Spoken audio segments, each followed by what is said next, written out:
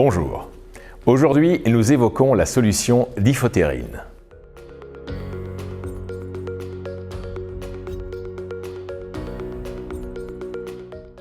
La solution d'iphotérine est une solution de lavage d'urgence préconisée par divers pays et communautés scientifiques internationales.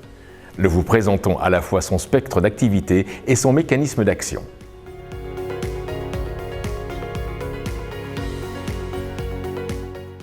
La solution d'iphotérine est une solution amphotère et chélatrice. Elle est polyvalente et agit sur l'ensemble des produits chimiques irritants et corrosifs.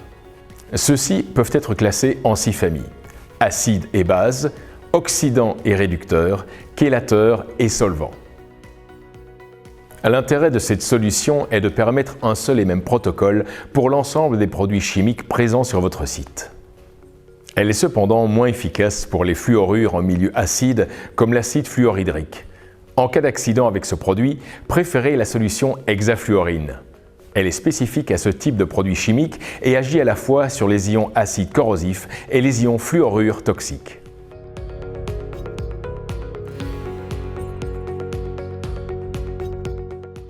Le mécanisme d'action de la solution d'iphotérine est très simple. Faisons un peu d'anatomie pour expliquer son mécanisme et simulons une projection oculaire. La cornée est composée de 3 couches: l'épithélium, le stroma cornéen et l'endothélium. Lors d'une projection oculaire d'un produit chimique, seul un faible volume sera en contact avec la surface de la cornée, soit 0,2 ml ou environ 3 gouttes. Ce faible volume suffit pour provoquer une brûlure. En cas de contact oculaire avec un produit corrosif, la pénétration du produit chimique débute après seulement 10 secondes. D'abord, l'épithélium résiste. Après 10 secondes, le produit chimique pénètre dans celui-ci. À ce stade, le produit chimique est en contact avec les nerfs sensitifs et la victime ressent généralement une douleur forte.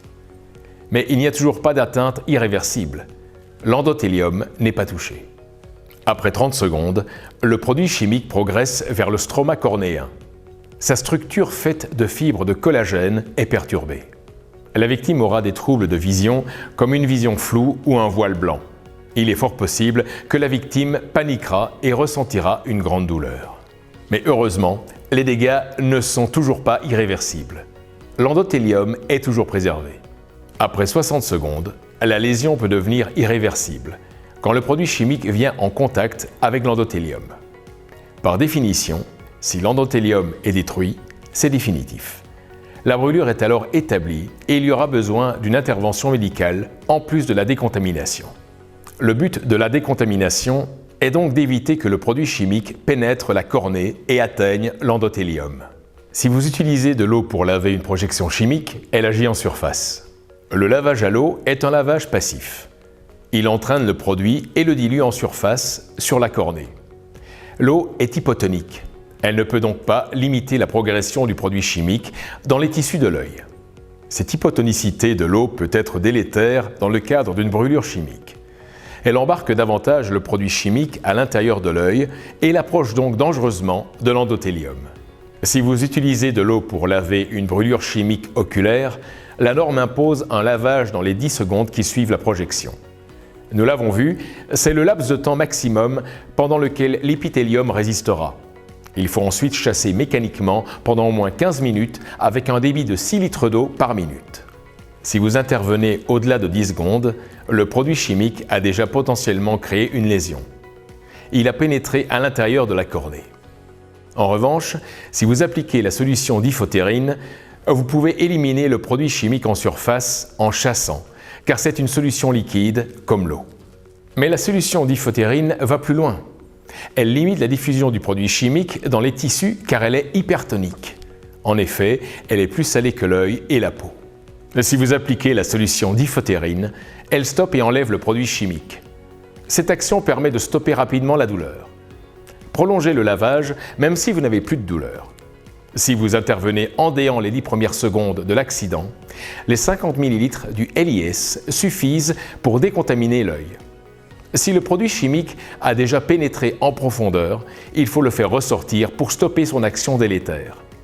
Pour créer cet effet dans la première minute, il faut en utiliser 500 ml. Au-delà de ce délai, il faudra plus de produits.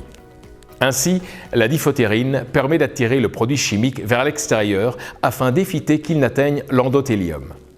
Lorsque la décontamination ne peut être effectuée dans les temps et que l'endothélium est atteint, les services d'urgence et le corps hospitalier pourront compter sur les propriétés de la solution diphtérine pour limiter la gravité de la lésion. Le spectre d'activité de la solution diphtérine et son mécanisme garantissent un lavage efficace contre tous les types de projections chimiques, quelle que soit leur nature. Il y a une exception, l'acide fluorhydrique ou les fluorures en milieu acide. Pour de telles projections, la solution hexafluorine offre la meilleure solution. Merci pour votre attention. Nous restons entièrement à votre disposition pour toute information concernant votre sécurité autour des produits chimiques.